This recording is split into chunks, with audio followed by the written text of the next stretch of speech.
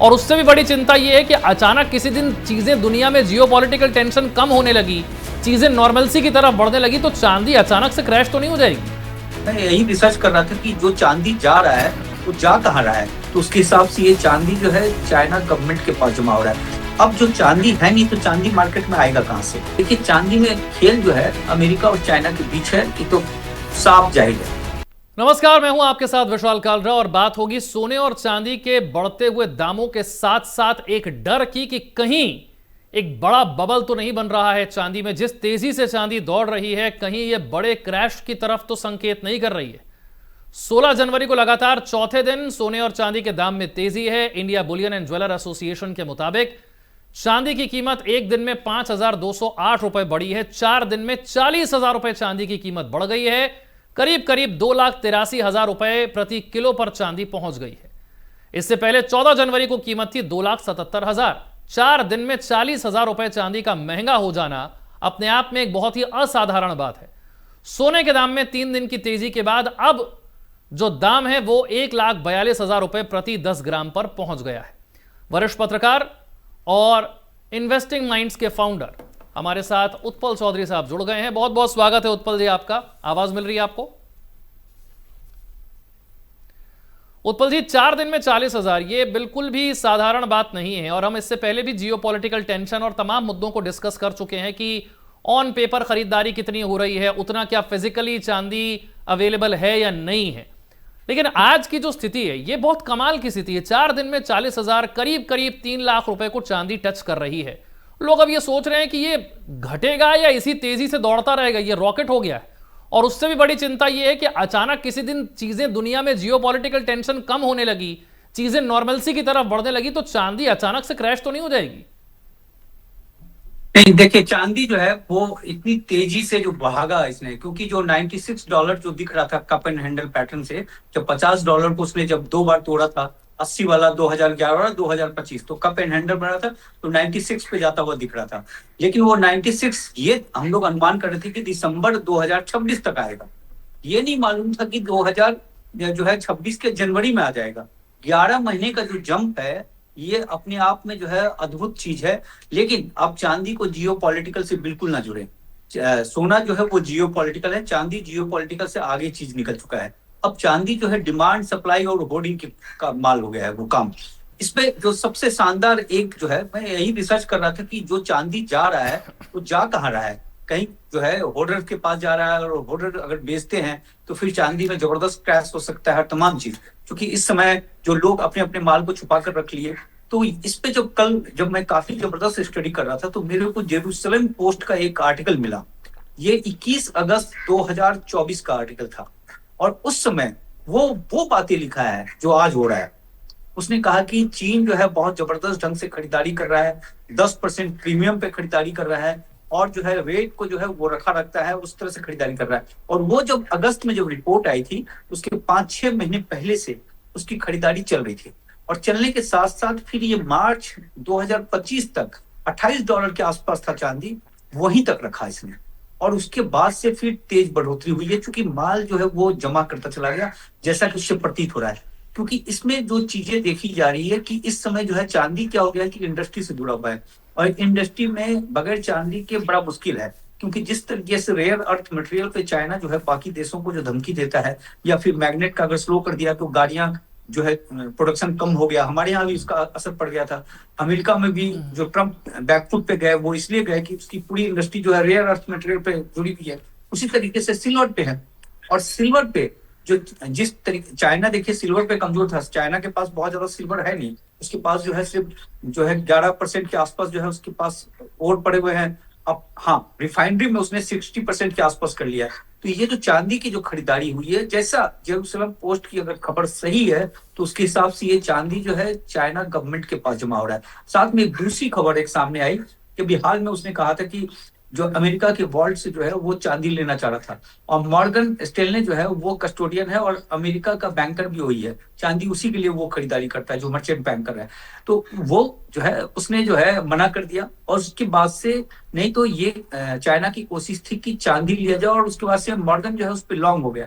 Long हो जाने के कारण जो है फिर ओपन मार्केट से जो है चाइना खरीदारी कर रहा है, उसके कारण जो है ये जो रेट जो भागा है, ये कोई आम होर्डर और ये नहीं है, इसमें कंट्री शामिल है। और कल कल जैसा कि एक जो सेक्शन 232 अमेरिका की तरफ से जारी हुआ है, जिसमें ये बात कहा गया है कि जो एक्सपोर्ट होगा, जो चांदी मंगाया जाएगा, उसका एक फिक्स रेट फिक्स किया जाएगा, क्योंकि उससे साफ प्रतीत हो रहा है कि चीन के पास ठीक ठाक चांदी जमा हो चुका है, और उस चांदी के जरिए जो है वो पूरे इंटरनेशनल मार्केट को जो है जिस तरह से रेयर अर्थ के जरिए कंट्रोल करने की कोशिश किया था, वो कोशिश करेगा। क्योंकि बहुत सारे लोगों के पास जो है चांदी पड़े हुए हैं, जैसे पेरू के पास है, हर कंट्री के पास है, मेक्सिको के पास है, तमाम लोगों के पास है। लेकिन अगर वो मार्केट को सस्ता कर देगा चीन, तो क्या होगा कि इसकी इंडस्ट्री को खत्म कर देगा, जो उसकी पॉलिसी रहती है। तो उसने एक फिक्स रेट जो है कहा है, तो इसका मतलब कि चांदी की कीमत एक तय होगी।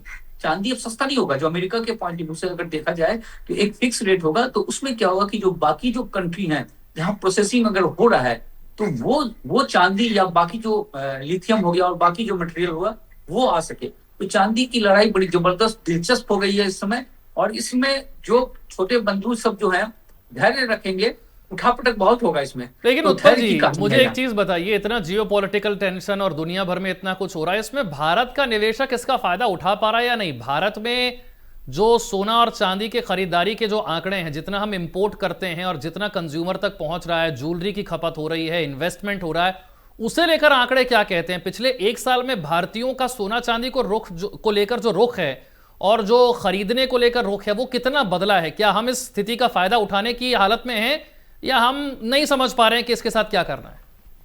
नहीं नहीं, अगर चीन के बाद अगर कोई सबसे तेज खरीदारी कर रहा है तो वो इंडिया खरीद रहा है। चीन में तो गवर्नमेंट इन्वॉल्व है, इंडिया में जनता इन्वॉल्व है।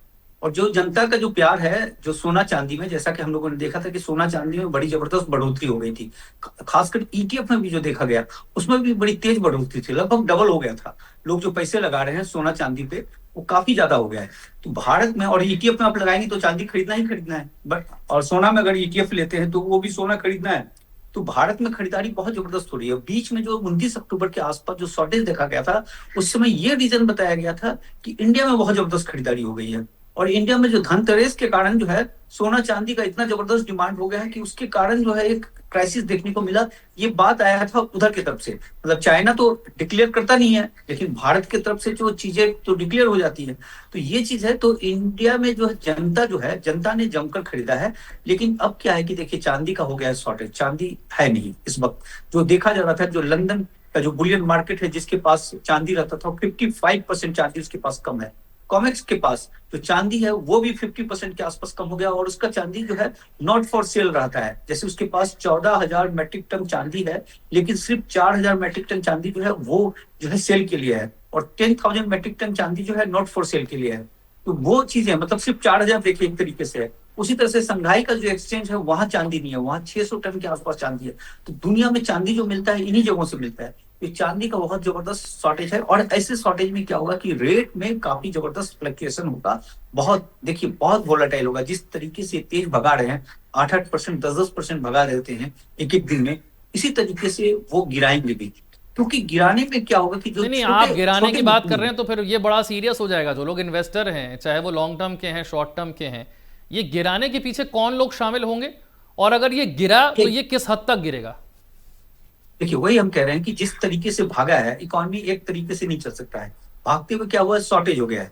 इस समय चांदी है नहीं। अब जो चांदी है नहीं, तो चांदी मार्केट में आएगा कहां से? आप सोचिए कि चांदी को जो खरीदारी होना होगा वो किस तरीके से होगा। माइन से 26,000 टन के आसपास आ रहा है। उसके बाद से आप जो है रिसाइकल हो गए, तो रिसाइकल में 6,000 टन से ज्यादा हो नहीं सकता। और माइन से जो है 25,000 टन के आसपास आ रहा है, जो है 25-26,000 टन।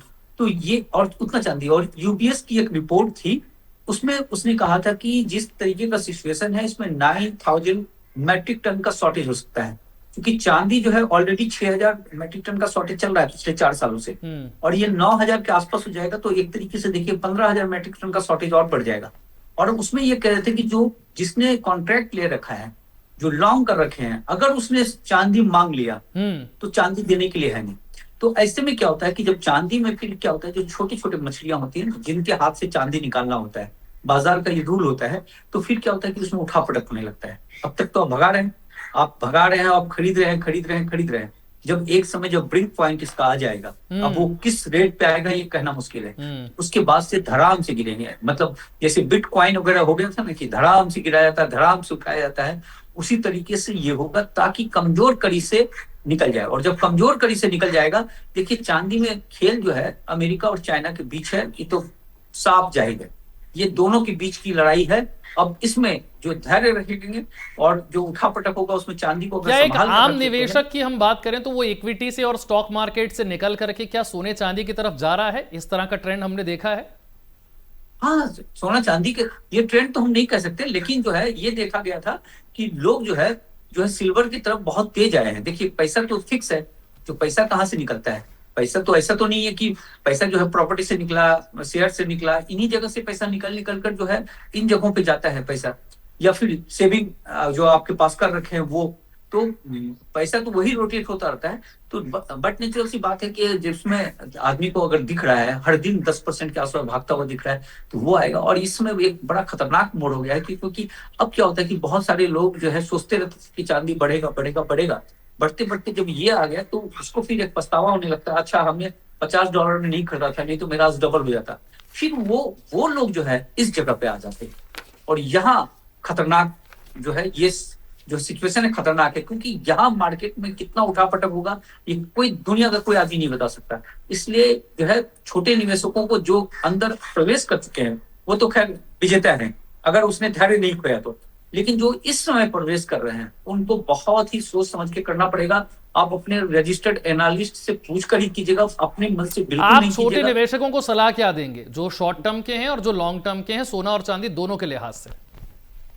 देखिए उसके लिए तो हम इंटाइटल है नहीं सलाह देने के लिए, लेकिन हम इतना कहना चाहेंगे अपने अनुभव के हिसाब से कि इस समय धैर्य रखिए, लोभ मत कीजिए, पोर्टफोलियो का एक फिक्स अमाउंट रखिए, जैसे 20% आइडियली रखना चाहिए, 20% से कम भी रख सकते हैं, ज्यादा नहीं रखना है, उससे ज्यादा नहीं रखना है। एक बारगी में पैसा मत लगाइए, अगर 20% पे लगाया कि सपोज आपको 20 लाख रुपए लगाने हैं तो एक बार में नहीं लगाइए, उसको किस्तों में लगाइए, क्योंकि लेकिन आप कहेंगे कि इन्वेस्टमेंट जारी रखिए, अभी रोकिए नहीं। इन्वेस्टमेंट तो ऑलवेज जारी रखना चाहिए। इन्वेस्टमेंट का तो यही रूल है कि इन्वेस्टमेंट कभी रुकना ही नहीं चाहिए। इन्वेस्टमेंट के लिए कोई टाइमिंग, देखिए हम और आप इसमें कोई ऐसा पॉइंट है जिसके बाद आप कहेंगे कि अगर ये यहां से नीचे जा रहा है तो अब आप रुक जाइए? कोई ऐसा पॉइंट आपको नजर आता है गोल्ड और सिल्वर का? गोल्ड और सिल्वर पे देखिए नीचे बहुत ज्यादा जाएगा नहीं। देखिए गोल्ड और सिल्वर जो है शेयर बाजार जो बहुत लोग सोच रहे हैं कि चांदी जिस तेजी से दौड़ रही है उसी तेजी से क्रैश भी हो जाएगी, ऐसा नहीं होगा। ना ना ना, अब 1980 और 2011 वाली बात रहेगी, क्योंकि उस समय 1980 2011 में इंडस्ट्री में उस तरीके से इस्तेमाल था नहीं। अभी बहुत जबरदस्त इस्तेमाल है और जिस तरीके से एआई बढ़ रहा है और तमाम चीज बढ़ रहा है, देखिए अगर जियो पॉलिटिकल सिचुएशन जो बिगड़ता है इसमें भी चांदी को फायदा है, क्योंकि उसमें अब उस पॉइंट ऑफ व्यू से मतलब ये नहीं कि इकोनॉमी के डर से, क्योंकि उसमें क्या होगा कि हथियार बनेंगे, तमाम चीज बनेंगे, मिसाइल बनेगा, तो वो उसमें चांदी चाहिए।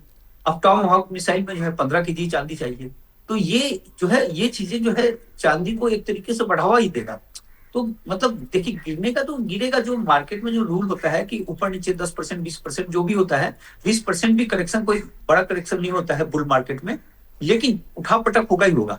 लेकिन होता क्या है कि जो आम निवेशक होता है, अगर मान लीजिए कि सपोज कि यहाँ से खरीदा हो और 20% मसलन जो मान लीजिए कि गिर गया यहाँ पे, तो वो तो परेशान हो जाएगा, उसको धैर्य थोड़ा रहेगा कि फिर ये रिवर्स कर जाएगा और वो फिर बेच बाज कर घाटा सौदा कर लेंगे। तो ये जो है जो छोटे निवेशक हैं उनके साथ ये प्रॉब्लम है।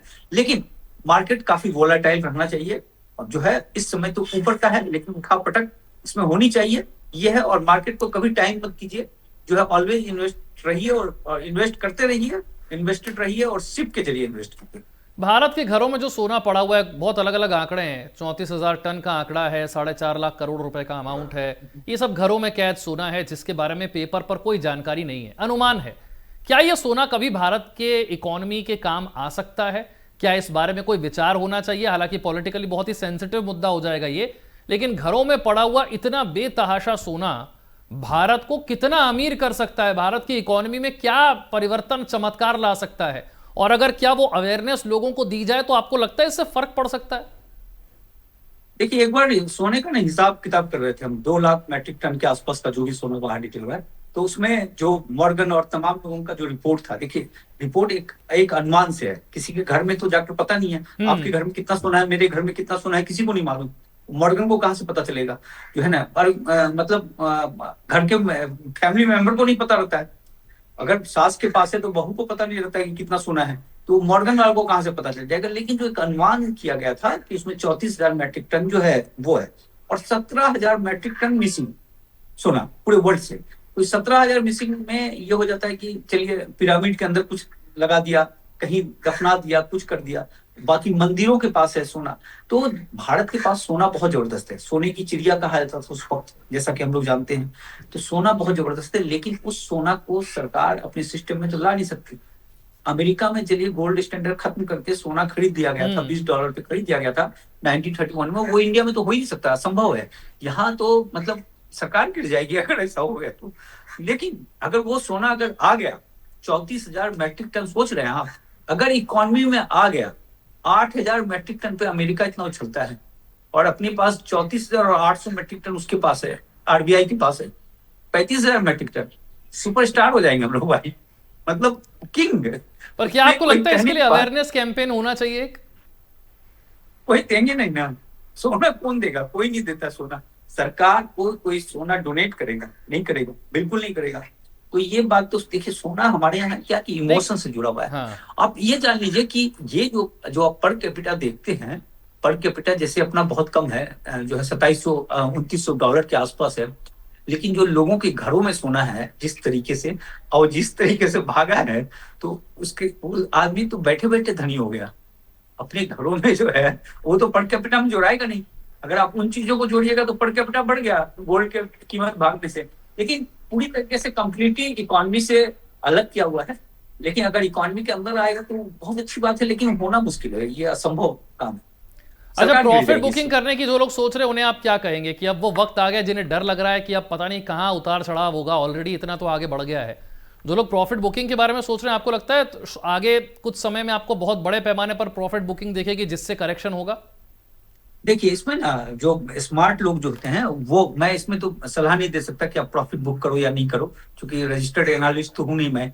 लेकिन आप जो भी है इस चीज को अपने रजिस्टर्ड एनालिस्ट से जरूर पूछ लीजिए। लेकिन जो इसमें एक जो देखा जाता है, जो स्मार्ट इन्वेस्टर होते हैं, क्योंकि जब कोई मार्केट 100% भाग जाता है, 200% भाग जाता है, आप 188% के आसपास भाग गया, तो ऐसे सिचुएशन में क्या होता है कि जैसे कि मान लीजिए कि हमने 10,000 रुपया लगाया और हमारा हो गया जो है 18,000 रुपया, उसमें प्रॉफिट आ गया, हमारा 28,000 हो गया।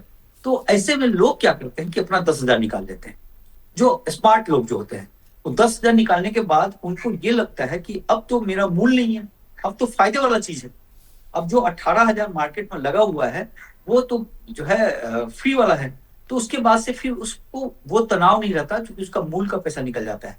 तो ये स्ट्रेटजी कई लोग अपनाते हैं। लेकिन आप लोग जो भी जनता सुन रही है, वो अगर आपको जो भी बेचना है वो आप अपने रजिस्टर्ड एनालिस्ट से बात करने के बाद ही कीजिएगा, उसके सलाह के बगैर बिल्कुल मत कीजिएगा। या अपने मन से कर रहे हैं तो फिर तो आप अपने आप में एनालिस्ट हैं। एक आखिरी सवाल है, यूएस के fed rate interest rate cut करने का असर कितना पड़ता है दुनिया में? और अगर आपको ग्लोबली कोई एक सिचुएशन देखनी हो, हमेशा जो सोने चांदी में इन्वेस्ट करते हैं उनको ग्लोबली अगर किसी एक घटना पर, इवेंट पर नजर रखना हो, तो वो कौन सी घटना होगी जिसके आधार पर ज्यादातर ये कीमतें तय होंगी? Dollar index. डॉलर इंडेक्स इकलौता चीज है जो पूरे इकोनॉमी को रिफ्लेक्ट कर देगा। डॉलर इंडेक्स अगर कमजोर होगा तो गोल्ड सिल्वर मजबूत होगा, डॉलर इंडेक्स अगर मजबूत होगा तो गोल्ड सिल्वर कमजोर होगा। देखिए, इस समय जो है कहानी बिल्कुल अलग हो गई है। इसमें पहले क्या होता था कि शेयर बाजार भागता था तो गोल्ड सिल्वर नीचे जाता था, गोल्ड सिल्वर नीचे जाता था तो शेयर बाजार जो है वो नीचे चला जाता था। अगर ये ऊपर भागता था तो कॉपर जो है, कॉपर और गोल्ड का चाल अलग होता था। गोल्ड अगर ऊपर गया तो कॉपर नीचे गया। क्योंकि अब क्या है कि इस समय सब भाग रहे हैं, सब कोई भाग रहे हैं। जो है गोल्ड भाग रहा है, सिल्वर भाग रहा है, प्लेटिनम, एल्युमिनियम, तांबा सब भाग रहा है। तेल को छोड़कर सब भाग रहा है। तो उस समय, और तेल भी भागेगा। अब जो दौर आने वाला है वो तेल का आने वाला है। तो यहां से कहानी जो है अब तेल की शुरू होगी। और देखिए, एक चीज है जो चांदी को रोकेगा ना, वो तेल रोकेगा। क्योंकि जो पैसे, जो मैंने जो आपको बात कहा कि 10,000 रुपया है और 28,000 हो गया, तो आप 10,000 निकालोगे, उसमें से 18,000 छोड़ोगे, तो वो 10,000 जो निकालेंगे, लोग निकालना शुरू कर दिए हैं। क्योंकि अभी देखा गया था कि एक बैंक ने, डाइचे बैंक ने 19 टन जो है सिल्वर बेचा। वो एक बड़े प्लेयर का सिल्वर होगा, एक या दो लोगों का। तो इसने मतलब अपना प्रॉफिट उसी तरीके से काटा, जो फॉर्मूला अभी अब बात कर रहे थे। तो ये पैसे लगेंगे कहाँ? ये पैसे तो इसमें पूरा सब कुछ भागा हुआ है, सब कुछ हाई पे है, शेयर बाजार, प्रॉपर्टी, गोल्ड, सिल्वर, सब कुछ कमोडिटीज पूरा हाई पे है, सिर्फ पेट्रोल बचा हुआ है सस्ता। उस पेट्रोल पे पैसे लगेंगे ऐसा देखा जा रहा है, क्योंकि पेट्रोल और इसका जो रेशियो भी जो है वो काफी कम हो गया है। अगर आप जो है गोल्ड और पेट्रोल का रेशियो देखे या सिल्वर और पेट्रोल का रेशियो देखे तो कम हो गया। और 1861 से हम उसके चार्ट को पढ़ रहे थे कि सिल्वर और जो है पेट्रोल जो है वो साथ साथ चलता है।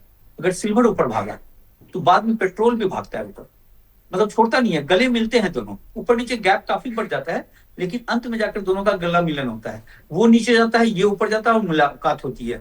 तो ये मुलाकात यहाँ भी गोल्ड सिल्वर का एक दिन होना है, तो पेट्रोल और सिल्वर का, तो वो देखते हैं कब होता है, 1 साल में होता है, 2 साल में होता है, 3 साल में कब होता है, लेकिन ये होकर रहेगा। बड़ा इंटरेस्टिंग सोने और चांदी का ये गेम चल रहा है, और आगे आपने बताया कि कैसे ऑयल का भी इसमें एक बहुत बड़ा रोल होने वाला है। कौन कौन से ग्लोबल इवेंट पर आपको ध्यान रखना है, इन्वेस्टमेंट किस तरह से करना है। बहुत बहुत शुक्रिया उत्पल चौधरी साहब हमारे साथ जुड़ने